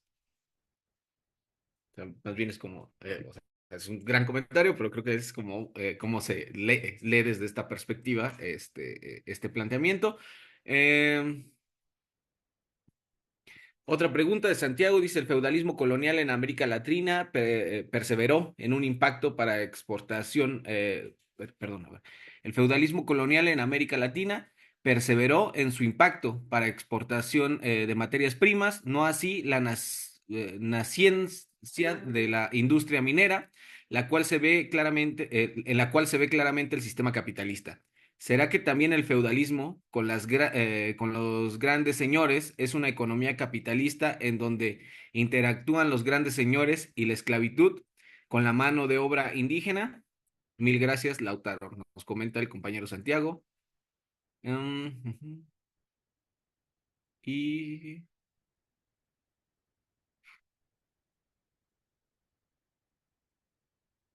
¿existió algún tipo de resistencia por parte de las comunidades nativas que diera algún fruto, aunque fuera temporalmente?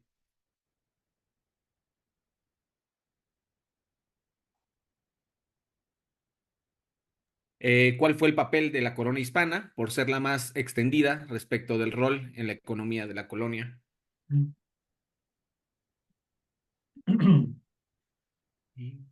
Sí. Bueno, si les parece, vamos cerrando con esta, que ya estamos cerca de nuestras 2 horitas y en serio me estoy quedando sin voz.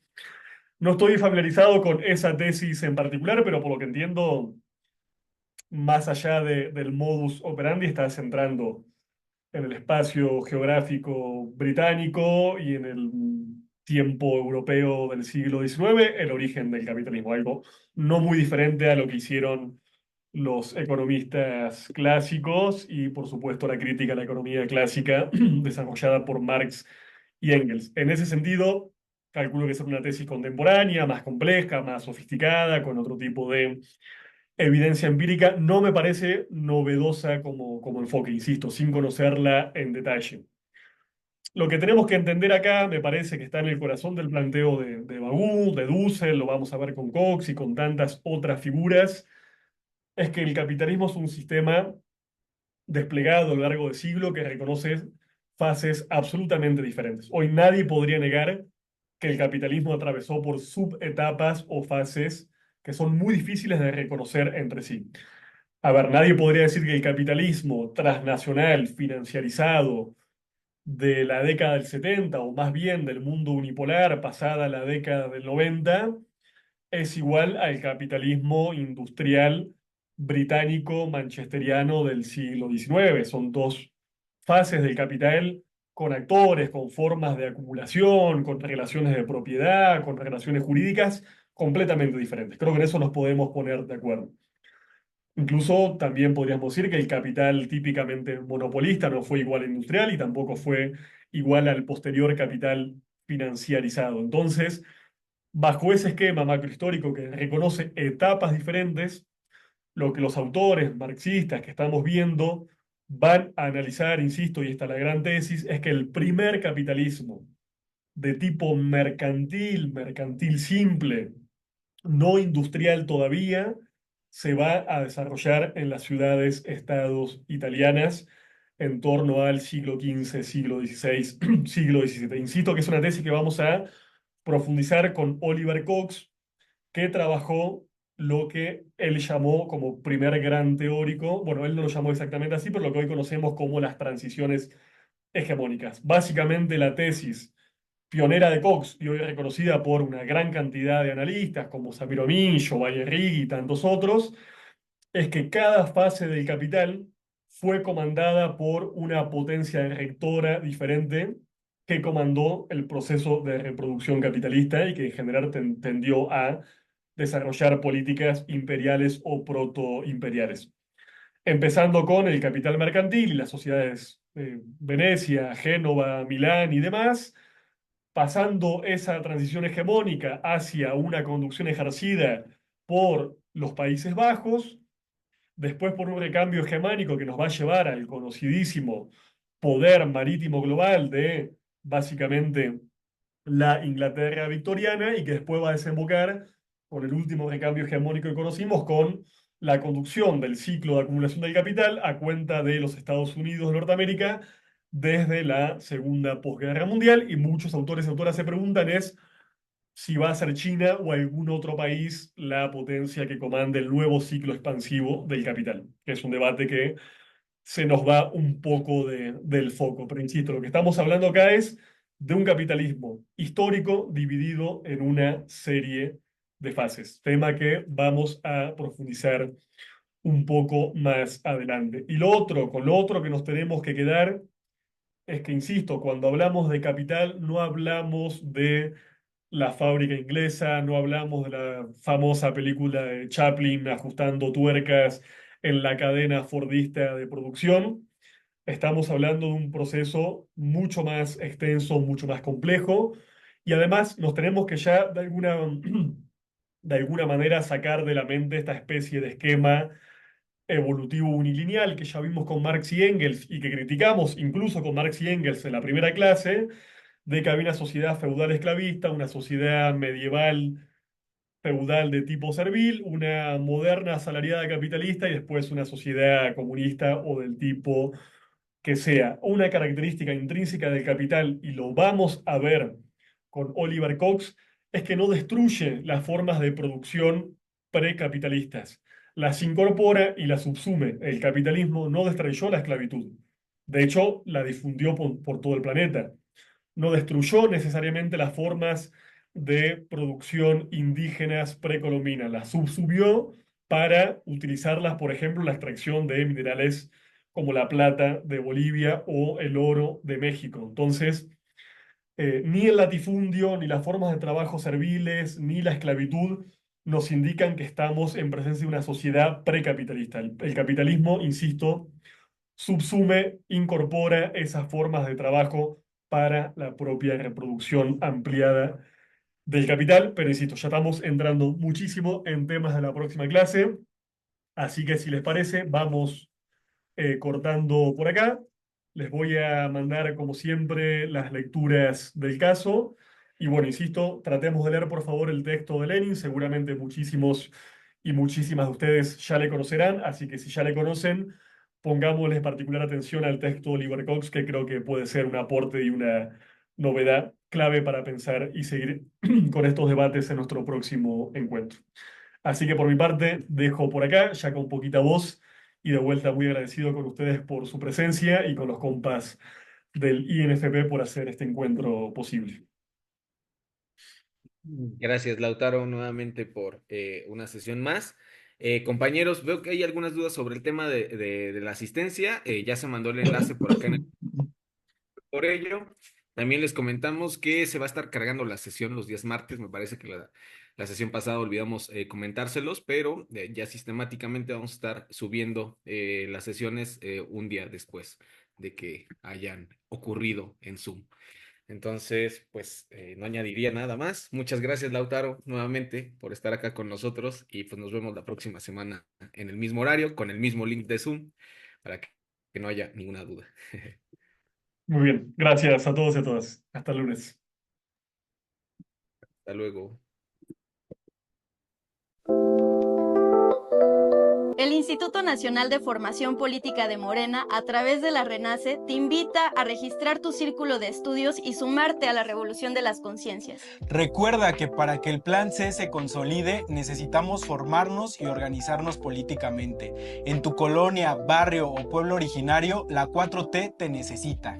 Un círculo de estudios puede estar integrado por un mínimo de 5 personas y hasta 25, para permitir la participación horizontal y democrática al interior. Además, participan en actividades territoriales y se reúnen a discutir al menos una vez al mes. Para mayores detalles, consulta www.infpmorena.com.mx, en donde encontrarás la forma de registrar tu círculo de estudio, pero también los cursos, talleres, diplomados, seminarios que tenemos en el INFP para nuestra militancia y el obradorismo. Unidad, movilización y formación para la transformación.